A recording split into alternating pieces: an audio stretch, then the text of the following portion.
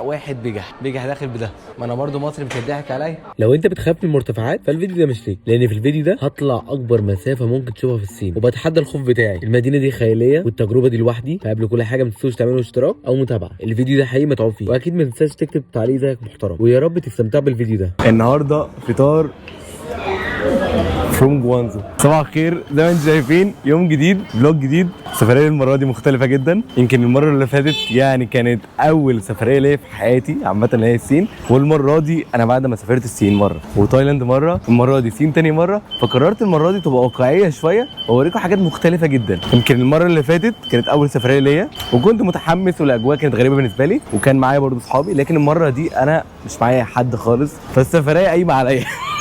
يعني هنخبط ونشوف والكلام ده كله. النهارده انا في مدينه جوانزو، ومدينه جوانزو معروفه للتجاره عامه، والمره دي قررت اروح لكانتون تاور، وده اشهر حاجه في جوانزو لان ده اكبر برج. بس قبل كل ده تعالوا بس نفطر الاول، نفطر فطار صيني تقليدي، والفطار هو عباره عن ديمسوم. بس قبل كل حاجه بجد تعبنا، ما تنساش تعمل لايك سبسكرايب كومنت، واكتبوا كومنت حلو كده زيكم، عشان بجد هو ده بيدعمنا بالاستمراريه. ممكن تيجي تقول لي ايه هو السفر ده هيهمني انا كشخص ايه؟ يعني انت مثلا انت بتسافر والكلام ده كله، انا هيهمني كشخص ايه؟ هو السفر ده يعني هل هيفيدني؟ لو انت ما بتسافرش فالسفر ده هيفيدك جدا. ليه؟ هتشوف حاجات غريبه، هتشوف حاجات مش تقليديه بالنسبه لك، الاجواء دي بتبقى حلوه. وانا بالنسبه لي انا ككيرو، انا قبل ما اسافر انا كنت بتفرج على الكلام ده كله، انا كنت بتفرج على ده وده وده وده وبتعلم، مش هكدب طبعا، مفيش اي حد بينطلق كده وخلاص، ولكن هيفيدك في ايه؟ لو انت قررت في يوم من الايام تيجي جوانزو فالفيديو ده هيفيدك جدا، هيقول لك هتروح فين، هتاكل فين والكلام ده كله. لو انت ما قررتش فانت استمتعت ان انت قضيت في مكان مختلف بوجهه نظرك، لان انا بتكلم بطبيعيه جدا ومش بصطنع وبقول الوحش وبقول الحلو. فلو الفيديو هيفيدك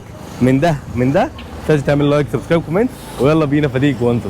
اول حاجه مبدئيا هو الخط المترو حلو جدا في جوانزو. هو انت فين ما تكون انت هتركب المترو زي ما بتقول كده عندنا في مصر، الناس المصريين اكيد طبعا لما بتشوف علامه الام ده معناها ان ده مترو. هنا المترو الصراحه حلو جدا في جوانزو، في اي حته او في اي مدينه يعني غير جوانزو برضو. لما نروح ونشوف، هنركب دلوقتي الخط وهنروح نفطر فطار تقليدي جوانزاوي صيني ونشوف الكلام على ايه. الحاجات بقى اللي انتوا معروفه جدا في الصين، هو انت مش بتتعامل مع شباك التذكره والكلام ده كله، هو كله بشاشات. يعني اهو احنا نطلب المترو ونجيب الخط الخامس. احنا المفروض هنا المحطه دي هندوس عليها وهيدينا ان هو ب 2 يوان، هتقول له علي باي، هيدينا كود نعمل سكان وهندفع عادي جدا. 2 يوان يعني مثلا ده ب 7 جنيه 14 جنيه مصري، وينزل لك الكوين ده. المترو رخيص صراحه بالنسبه اللي انت بتاخده. فانت هنا بتشوف القطر رايح كده شمال، فانت تروح. احنا محطنا بتاعنا اسمها شين كلان اكاديمي، مش عارف يعني ايه، بس هناك اكيد في اكاديميه. بص بقى احنا المفروض ننزل المحطه دي بقى. انا اكتر حاجه عجباني في البلد دي لغايه دلوقتي، حتى لو في كيو ده على الشعب ذات نفسه ان هو يستخدم برامج معينه والفي بي ان والكلام ده كله، ولكن في حريه في التصوير، مفيش حد بيقول لك انت بتصور ايه ولا اي حاجه. اكتر حاجه وميزه بتعجبني في البلد دي، انا حرفيا ماشي ايه على الجي بي اس، يعني انا ماشي مع نفسي حرفيا. يعني هو المفروض اخر الشارع ده مطعم المفروض بيقدم فطار جوانزي صيني تقليدي وغريب، واهم حاجه ان هو حلال. يعني انا دورت بصراحه على حلال، ودي حمامات في الشارع وانت ماشيين. ني هاو حبيبي، ان الناس لطيفه قوي الصراحه. يعني ليه بنقول حلال والكلام ده كله؟ لانه هيفرق جدا 100% في الطعم معاك، لان لو مش حلال انت مش هتطعمه، لان فيه بيحط توابل مش لطيفه خالص. فانا هكتب دلوقتي هل هذا الطعام حلال، عشان بصراحه هيفرق معايا جدا. هلو بتقول حلال؟ سمول دم سم اوكي. اهم حاجه اتاكدنا ان هو حلال. تقول هنطلع ناكل فوق. هلو ني هاو 10 for 1 for 1 بيس ماشي. 10 81 جنيه. اوكي هنفطر في الفطار الجميل ده اكنك قاعد في الصين بالظبط. انت قاعد في الصين مش اكنك بقى المره دي. هنفطر في المكان التقليدي ده واقول لكم ايه رايي في الاكل الفطار الصيني الجوانزاوي ده. شاي بالاعشاب، ده المفروض الشاي الطبيعي، حاسه زي الشاي عندنا بالظبط يعني. بس محتاج سكر. ثانك يو. ده هيرجو، ده المفروض جواه جمبري ومعمول بالبخار كده. وده اسمه شير صوي بوي، ده عباره عن مثلا زي ما تقول العيش كده لحمه من جواه بالباربيكيو. اما ده بقى ده اللي ممكن تتقبلوه قوي، وهو الصوي موي، ده جواه لحم. دي المفروض جواه جمبري. هندوق لاول مره تفطير صيني بقى تقليدي جدا. ده اسمه هيرجو، دي واول واحده.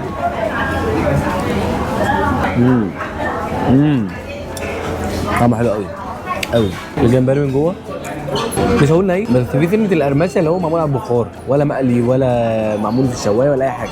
هدوق بقى اللي هو بالعيش. ده بالنسبه لي ممكن يبقى غريب جدا، الحجم كبير قوي.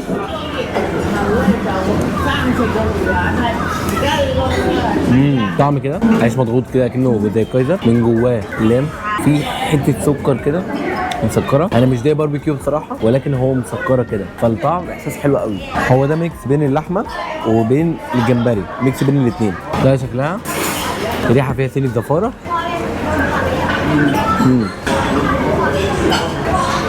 بصراحه مش ألذ حاجه، حاسس ان دي لحمه زي الكوارع كده. بص عامله ازاي، عامله زي الكوارع. فبالنسبه لي مش متقبلها قوي، مش متقبلها خالص. بص حركه بيعملوها، بتصب الشاي كده، في حد بيجي يصب لك الشاي، فانت بدل ما بتقول له شيشي والكلام ده كله فبتعمل كده اكنها شكرا. والحركه دي لاحظتها مع كذا حد قاعد هنا على الترابيزه جنبي، بس انا ما عبرنيش بصراحه. دي الفاتوره بتاعتي، هو كان فيه خصم الصراحه، فانت الصراحه البلد دي ما بتضحكش عليك في اي حاجه، فالثمن في الاخر هيطلع 58. الدفع كالعاده في اي حته عندهم هو خلاص، هو في كاش لغايه دلوقتي، البلد فيها كاش، فاحنا كالعاده اهو هنعمل سكان، لا كل البيانات. قال لك تمام. التجربه بصراحه كانت لطيفه جدا. باي باي باي ثانك يو. اوكي يا جوده جوده. دلوقتي بقى ننطلق اشهر معالم جوانزو، برج الكانتون. هنعمل اغرب حاجات ممكن تشوفوها. انا بس عايز اقول لكم شوفوا الشجر الموجود في المدينه. انا فاكر السنه اللي فاتت لما انا كنت موجود كان الشجر هنا بيترمم، يعني هو مفيش خلعان هنا والكلام ده كله، هم بيرمموا الشجر عشان يبقى نفس الشكل ده، تحس ان هو فيلم طرزان اصلا. يعني بص البتاع نازل منه ازاي. هننزل دلوقتي كالعاده، هنركب المترو اللي هو زي ما قلت لكم وضحت لكم في الفيديو او كل الفيديوهات بتاعت الصين كلها، ان المترو اهم حاجه عندهم، لان هو مربوط في كل حته في الصين. حتى لو انت رحت اي مدينه ثانيه هتلاقي برده مترو مربوط في كل حته في الصين، ودي ميزه حلوه جدا جدا هنا في الصين. كالعاده مترو الخط الثالث، وهندوس على كانتون تاور. بيقول لي باربعه، ماشي هنعمل علي باي برضو. خلاص احنا فهمنا طريقه الدفع هنا ايه، يعني خلاص كده انتوا المفروض انتوا جايين من الصين اصلا مفيش حاجه اسمها كاش، يعتبر 80% و 90% مفيش كاش.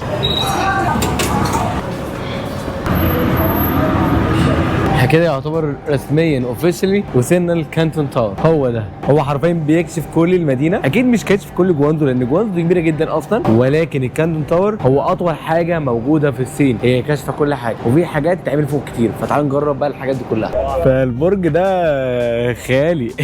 البرج ده خيالي حرفيا. انا بس عايز اقول لكم حاجه، انا طلعت المترو من هنا، انا عمال الف الف الف الف، فين البرج يا جدعان، فين البرج يا جدعان؟ يقول لي على طول على طول اتاري البرج ده اصلا فوق هنا. ده خيالي. طب الاسعار زي ما انتم شايفين اهي، هشرح لكم دي عشان تشوف المدينه كلها ب 488 متر. دي سكاي دروب عشان تطلع اللعبه اللي فوق دي بابل، دي حلوه جدا. انا بصراحه نفسي اجرب دي، فهشوف بقى. بس التيكت بتاعتها اهي، الاسعار مولعه جدا. مش عارف اقول لكم ايه، بس مرحبا بيكم في البرج الطويل قوي قوي قوي ده. متحمس ان انا اطلعه. في حاجتين هنا في البرج، في انك ممكن تلعب العاب هنا في وسط البرج، وانك ممكن تطلع اخر البرج خالص وتشوف جوانزو من فوق. اليوم لغايه دلوقتي حلو، ولكن تعالى احكي لكم شويه على البرج ده اتبنى امتى ومين اللي بناه، لان على فكره اللي بناه مش مهندس صيني ولا حاجه. ومش هتصدق ان لما اقول لك البرج ده اللي هو 600 متر مين اللي بناه؟ طبعا هتقول لي المهندس اللي بنى البرج ده اكيد صيني 100%. لا يا استاذي، هو لا صيني ولا حاجه، الجنسيه بتاعته مختلفه جدا. اول مهندس وهو هولندي وهو مارك هيمل، وتاني مهندسه هي برضه هولنديه باربر كويت، وهي برضه مهندسه هولنديه. فمش اي حد بيبني هنا مباني لازم يبقى صيني 100%، لا هو هولندي اللي بنى التحفه الفنيه دي. انا حابب اقول لكم بس ان البرج ده كان فتره كان هو اطول برج في العالم، لغايه لما حضر طبعا برج خليفه وخد الاستحواذ كله. هناخد اعلى حاجه، وهي كل حاجه حرفيا كل حاجه شامله ب 398. ثانيه بصراحه العاب خطيره، وانا سايب لكم الالعاب خطيره الفيديو تاني، يعني مش ده بس. How are you? I'm fine. Which ticket you want? And the menu. You can. Okay. Tibet is English.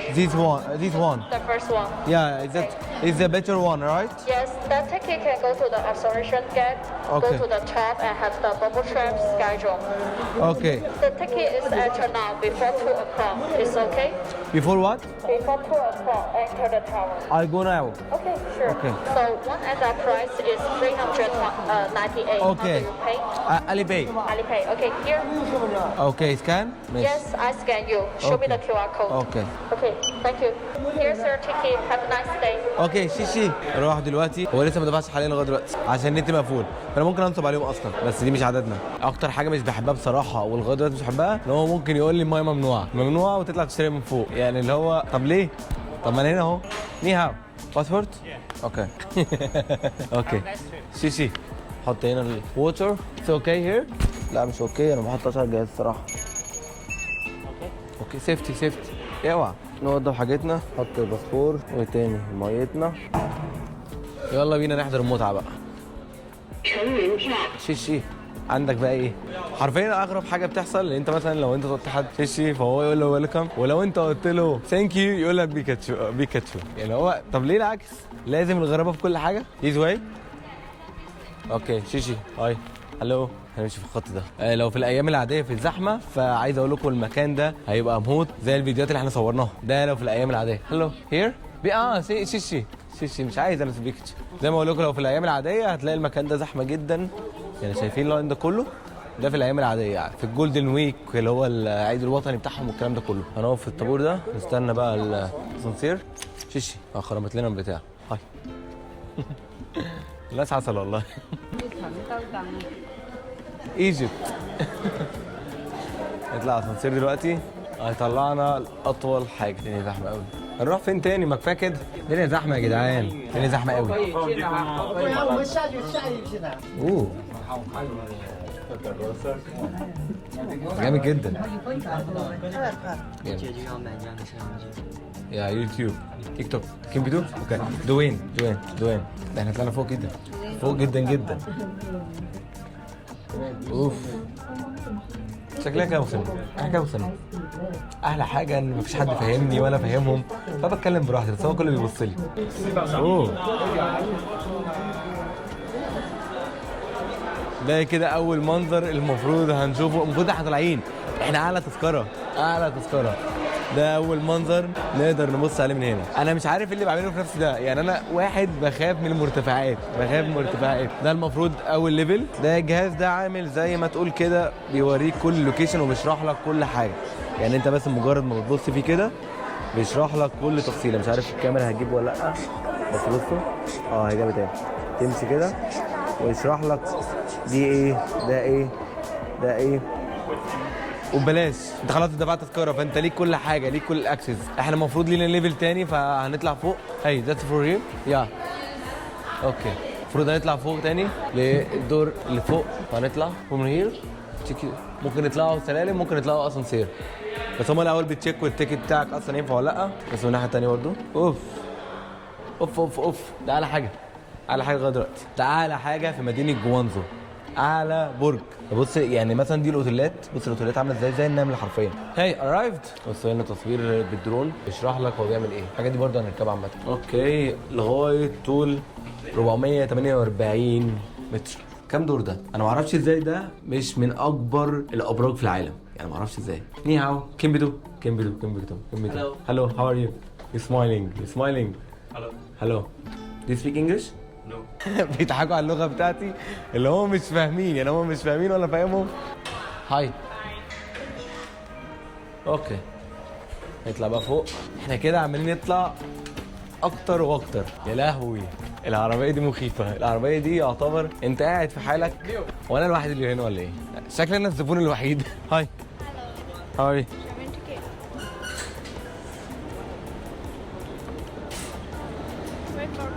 اوكي. فاحنا دلوقتي حاليا هنركب دي المفروض اللي انت قاعد في وسط المدينه او حرفيا في قلب المدينه. اوكي فهنخش كده. دي تحفه. يعني بص المنظر من هنا رهيب. انت حرفيا في قلب المدينه. بصراحه الموضوع يبان ان هو مخيف جدا ولكن سيفتي بزياده. يعني انا كنت فاكر ان هو هيبقى في حماس والكلام ده كله، ولكن ممكن لما نطلع فوق. يعني بص لما نطلع فوق اصلا تبقى المفروض مرعبه اكتر او انت تطلع اكتر حاجه. ومن الحاجات اللي مبسوط بيها النهارده ان الدنيا فاضيه، فانت قاعد لوحدك في الكبسوله دي. قاعد فيها لوحدك وبتتفرج على المنظر وبتصور براحتك. مفيش حد بيقول لك حاجه ولا بيهزر معاك ولا اي حاجه من الكلام ده. المنظر من هنا بصراحه يعني غريب. انتوا بصوا انتوا على الحافه يعتبر. شوف الكوبري اصلا طوله تحس ان هو اصلا الكوبري القصير ده. انت حرفيا شايف البرج ده معاك شايف كل البلد، انت ممكن تكون كاشف جوانزو كلها، ودي اغرب حاجه ممكن تعملها في حياتك، انك تشوف كل المدينه اكنك راكب طياره. لا هي الطياره اطول من كده بشويه، ولكن بالمنظور ده اكنك الطياره بتهبط. بصراحه انا عايز اصور صورتين، فانا هركن الكاميرا كده، وده المصورات بتاعي عامه يعني. الترايبود ده من مصوراتي بجد حرفيا، عشان الناس بس بتقولي هو مين بيصورك في السفريات بتاعته الكلام ده كله. اتفضلوا معايا، ده مصوراتي. انا هثبت الكادر وهدوس على التايمر 10 ثواني ونعمل كده ونقف كده ونتصور اول صوره. دي اول صوره على فكره حلوه جدا. لا لا لا لا تلاقيني بعرف اصور. هثبت كده برضو اهو، اقف كده. اتفرجوا على الصوره، استنى اوريها لكم. بص الصوره عامله ازاي. دي اول صوره ودي تاني صوره، هي شبه بعضها. فتعالوا نصور صوره تانيه ولكن ده تصويري. بص دي صوره، ودي حلوه جدا ودي حلوه ودي ده انا كنت بظبط الكادر فلازم اشوفها. ودي لذيذه ودي لذيذه. اكتر ترايبود في حياتي كان مفيد. عارفين الترايبود ده كان بكام؟ الترايبود ده 100 جنيه، ده اللي هو ده. ولكن الحديد ده بصراحه ده كان غالي، ده كان مش فاكر ب 3000 ونص يا اما 5000، ولكن كنت شاريه من سنتين. المفروض الكبسوله بتنزل لفه كده. مؤخرا من احلى الفيو اللي شفتهم في حياتي المناظر الطبيعيه في السين. فتح الباب، المفروض نعدي. احنا وصلنا عامه. المفروض نروح بقى الحته اللي بعدها. من الحاجات بقى اللي انتوا ممكن تجربوها انكم تتمشوا هنا برضو، تطلعوا فوق. بس مشكله البلد دي حاجه واحده، ان الشمس حاميه حرفيا، حتى لو في موضوع الشجر والكلام ده كله، ولكن الشمس هنا حاميه جدا. وكالعاده عشان ما اكدبش عليكم، الصينيين محترفين جدا في التصوير، ولكن عندهم عيب واحد، ان هم مش فاهمينك. فهضطر اثبت الترايبود هنا واخد الكادر واقف بالظبط عشان اتصور صوره عدله. عشان لو انا قعدت اصلا اقول له بدل بين الفوتو والفيديو، فاصلا الموضوع صعب بالنسبه لهم. بجد الموضوع صعب جدا، مش هيفهمك. زي كده بالظبط. هختار بقى الكادر بتاعي. يا لهوي السكرين اتكسرت، السكرين لسه مركبها، رب ما بس ما يكونش الموبايل. نبعد عن الناس دي. بصراحه لذيذه. واكتشفت ان سكرينه حصل لها مشكله. بص في هنا خط وصل هنا. الموبايل لسه جديد، عيب مين دي بجد حرفيا. ده متاخد خط ايه يعني. بصوا هنا الحمد لله. تعالوا بقى نركب المفروض اعلى حاجه موجوده هنا، نطلع فوق. المفروض احنا كده قبل ما نلعب اللعبه دي بصراحه قلت نطلع فوق، هنوصل لاعلى البرج. دلوقتي هنطلب اسانسير ونطلع الدور الثاني. خلاص دي اعلى مرحله في البرج. ده المنظر اللي انت تاخدوه. هاي. ده المفروض اعلى حاجه في جوانزو. المنظر من هنا خرافي. يعني المفروض واحنا اصلا هنركب اللعبه ان شاء الله هنبقى شايفين ده بس بكرسي. يعني احنا شايفين ده بكرسي في الهواء. شايف كل السين، شايف يعني مثلا في مصانع بتتبني هناك اهي. انا ساكن قريب من هناك، في الحته اللي هناك دي ساكن هناك. يعني بصوا الكور اللي احنا كنا راكبينها هي اهي تحتنا. احنا طلعنا شويه. اللي حرفيا العربيات انت شايفها اصلا انت ممكن كنت شايفينها اصلا. العربيات زي النمل. نمل ايه؟ لكنها في لعبه. يعني في لعبه اصلا ماشيه كده. الو اوكي. يعني في لعبه ماشيه على الارض حرفيا. نفس الكلام برضه في الكباري. يعني انت لو شايفين اصلا الكباري لعبه، ده اكنك بالظبط بتتفرج على تفصيل لعبه بتبني المكعبات وتبني الطرق والكلام ده كله. ده اللي انت شايفينه. احنا دلوقتي بنحاول نركبها بالكاميرا، هم مش راضيين. بقول لها في فيديو قبل كده متصور قبل كده بنفس الكلام ده برضه مش راضيين. ده المفروض الطلعه اللي هي مفيش اسهل منها حرفيا. مش عارف ايه الفكره يعني. بتشوف المنظر من فوق كأنك قاعد على كرسي، تنزل. انا مستعد بصراحه المنظر. هل المنظر هيبقى حلو ولا لا؟ الواحد برضه خايف. حلاوتها ان هي بتطلع بالراحه بصراحه. Only one times up and down. Okay, yeah, one time. Yeah. اوف المنظر. يا لهوي المنظر مرعب. المنظر مرعب بجد. كفايه منظر مرعب. السحبه يا دينامي. اوف او ماي جاد. اوف سهله جدا، الطلعه سهله جدا، ولكن النازله مميته. الفكره من فوق لتحت هي حرفيا مميته. اكزيت فروم هير. اوكي هي ممتعه بصراحه. انا ممكن اصور صورتين كده وانزل تحت، ولكن هي بصراحه ممتعه حرفيا. من الحاجات اللي انتوا ممكن تجربوها برضو هنا دي اللي وريتها لكم تحت. حطوا عينيكم كده وتشوفوا الناحيه الثانيه كل حاجه. هي البتاعه دي عامله زي المعلومات. هي بس مشكلتها ان هي كلها صيني. كوكب الصين بصراحه مبهر بجد، يعني مبهر جدا صراحه. في الفيو ده انا عايز اقول لكم بس حاجه، ننزل بقى تحت نشوف الاجواء اللي بتحصل تحت، لان انا سمعت ان الاجواء بالليل بتبقى خياليه حرفيا.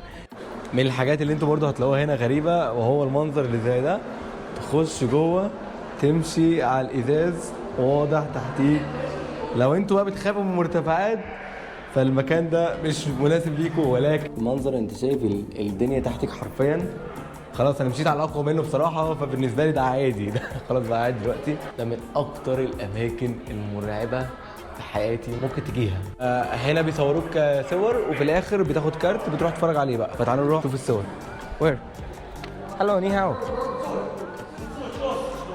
اوه اتس كيوت اون. اوكي.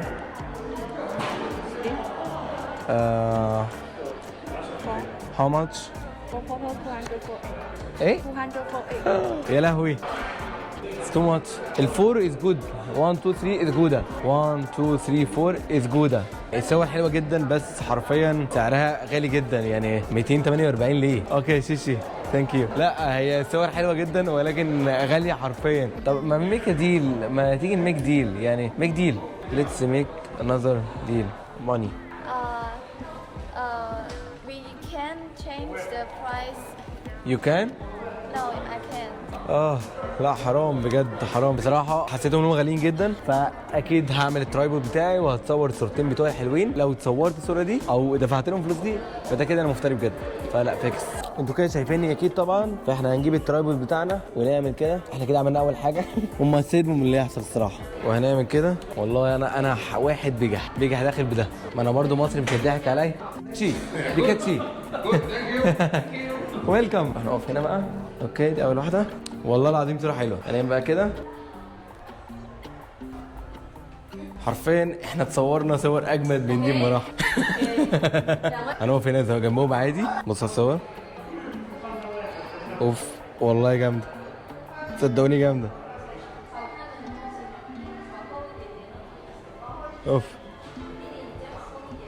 دماغ مصر مش نايمه. هي بصوا هي الصوره الفرق هنا وهنا ان دي من فوق ودي من تحت، ولكن هي بصراحه هنا عظيمه. بس هنا ببلاش، يعني هنا ب 700 جنيه وهنا ببلاش. الاجواء حاليا بقى هنا تحت برج الكانتون هي تحفه جدا. محدش يقدر يتكلم، وكل شويه هتلاقوا اللون بيتغير لحاجه. ثانك يو. هاو ماتش؟ 10 yuan. 10 10 yuan, one piece. 21 one piece one picture 10 yuan. no thank you. Beautiful. She's beautiful. The burger is very nice. زي ما قلت لكم الاسعار هنا في حدود من 5 ل 10.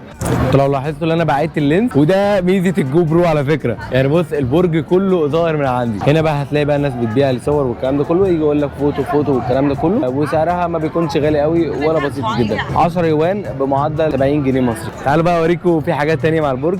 يعني مثلا شايفين في لتر هنا معدي على البنيه اللي هناك دي. فتفاصيل صغيره بس بتفرق جدا في الاجواء هنا. هتلاقيه ماشي وراك. الو هاو ماتش؟ هاو ماتش فور ذيس؟ 10. 10 ذيس 10. اوه ثانك يو. بما احنا خلصنا الاجواء، بس الاول تعالوا بس ناكل كده اكل عشان خلاص الواحد تعب جدا. وبما اني جيت الصين قبل كده ففي مطعم حلال انا باكل عنده على طول لما جيت قبل كده، شاورما وفراخ والكلام ده كله. تعالوا بس الاول نطلب تذكره. انزل يا باشا. هناكل شاورما عند المطعم ده اول مره اشوفه، اسمه شاورما، وهو طلع مطعم فلسطيني موجود في الصين. الشيف بتاعه فلسطيني كمان، بس هو خلاص بيفنش، يعني الاكل عنده بيفنش خالص.